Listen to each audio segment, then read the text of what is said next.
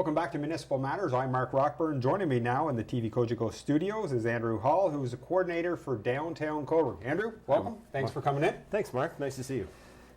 We got you in the hot seat now to talk about the 56th annual Cobourg Santa Claus Parade, which is literally right around the corner, November 13th, 2 p.m. Let's talk about the date before and the fact that it's 1 week earlier this year and for the town of Cobourg. Let's talk about that and the time change. It's important to note, I've had a lot of people contact me questioning whether or not it's true. Are we a week earlier this year? And the answer is yes. We had some conflicts with other parades. Some of the bands that we wanted here had conflicts as well.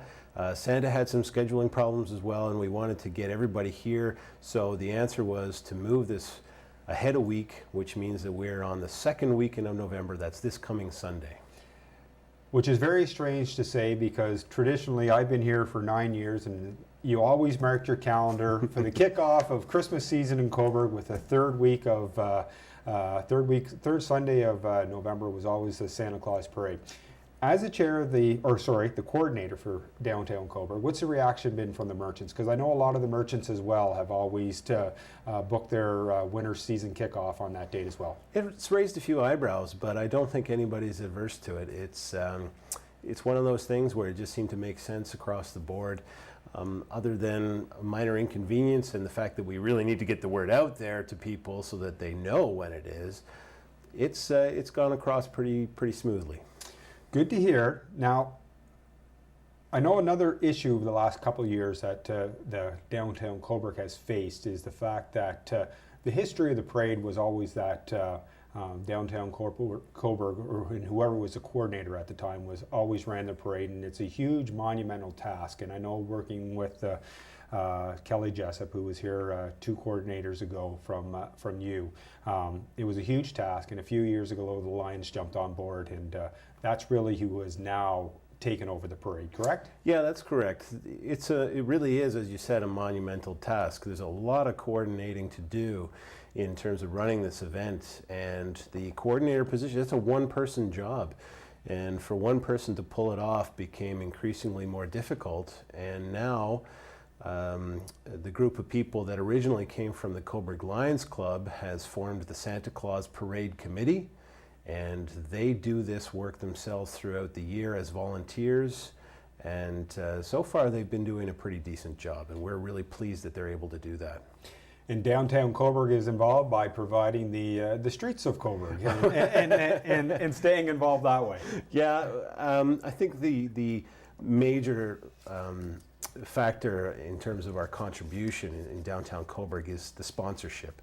It takes a lot of money, a lot of financing to get this parade off the ground. And the DBIA has always supported it. We've always wanted to make sure that it stayed downtown and that people could come down, citizens could come down and enjoy themselves for a couple of hours. So recognizing the importance of that event, we felt it was important to continue sponsoring the event financially, and also providing the atmosphere of downtown Cobourg, which of course is historic, it's a heritage community, and people just love being down here. And if anybody who hasn't been downtown yet at nighttime especially, the lights are back this year, and I was from town for Cobourg last evening for a council meeting, and the lights are up, and it just gives that feel to it that was missing last year. Last year we did have problems with Christmas lights, and that was really unfortunate. This year we stepped up to the plate and said, we've got to fix this. We went to the town, the corporation of the town of Cobourg, and we said, we could use a little help here. We've got some money to purchase new lights. We did. They've been installed by our Public Works Department, and already downtown looks very festive in the evening. The work behind the parade, like you said, is a costly manner, and obviously the parade's not possible without the great support of the sponsors, because the people show up the day of the event and see the floats going by, and what really makes the parade is all the bands. And we've heard rumors that possibly 15 bands this year, or up to 15 bands this year, which is magnificent, but they don't come just out of the goodness of their heart, unfortunately, to perform. And it's just the way the things are. They have to cover their expenses to get here, and it's expensive to bring the bands in. It really is. There's a lot of money involved in pulling off a parade of this scale. 15 bands is a lot of people. It's a lot of large groups.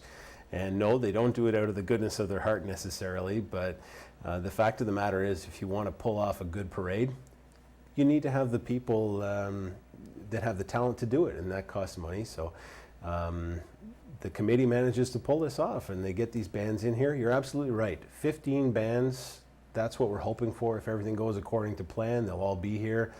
And it's going to be one heck of a parade, Mark. 85 floats, I hear, as well, Andrew. That's the rumor, too. With the fact that the largest in Cobourg's history, I think last year was doing some look back. I think last year there was like maybe 60, 62. So, but it's also the support of the people in the community that come forward to put these floats in the parade. This is the big thing.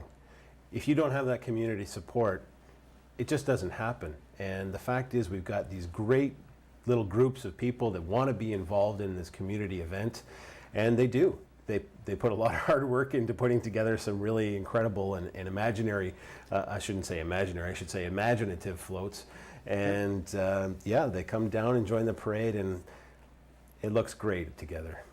You're watching Municipal Matters. I'm Mark Rockburn. Andrew Hall, coordinator for Downtown Cobourg, is in. We're talking about the 56th Annual Cobourg Santa Claus Parade. That is a week early, folks. It comes to town November 13th at 2 p.m. That will be the start time at the east. It will usually come to hit the downtown core around Victoria Hall around 2:30.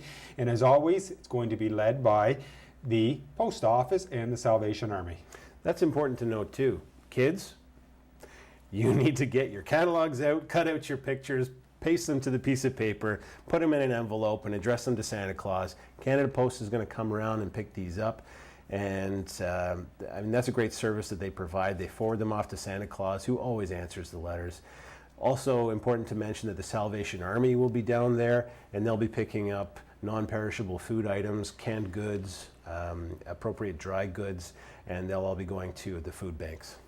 Which is good for this time of the year because there are so many in need in the community. There's a huge need for it, actually. Food banks across the country are reporting shortages. So if you can spare a few non-perishable food items, please bring them down and hand them over to the Salvation Army. Few of the big name bands are that we're seeing this year is the Queen's University Band. That's a huge one, I understand. The band of the Royal Regiment of Canada, and an award-winning band this year. The Toronto Police Band is here for the first time, and they're just off a North American championship as well.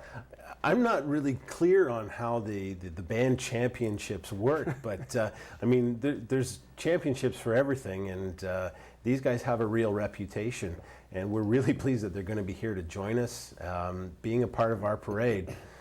That's incredible. And Santa is going to be led by a special group this year as well. That's what I hear. The Governor General's Horse Guard Cavalry will be escorting Santa along the way to make sure he makes it from start to finish to the parade. It's amazing that we get to have this incredible group of individuals. The Horse Guards are an amazing group of people. I mean, they just look so professional and clean and regimented, and they come out, they lead Santa Claus out at the end of the parade, and it's going to be really exciting. And finally, as always, kids, if they want to meet and greet Santa, you can head to the library. Yeah, at the end of the parade, Santa Claus ends up at the Cobourg Public Library. and in he goes, and you can sit on the jolly old fellow's knee and make sure he knows what you're going to get. So Andrew, thanks for coming in. Thanks, Mark. It's been a great talk. And yes, folks, it is, I just want to remind one more time, November 13th, this Sunday, 2 p.m. is the Santa Claus Parade. Thanks for watching Municipal Matters. I'm Mark Rockburn, and don't forget, if you can't get downtown, you can watch it live right here on TV Cogeco.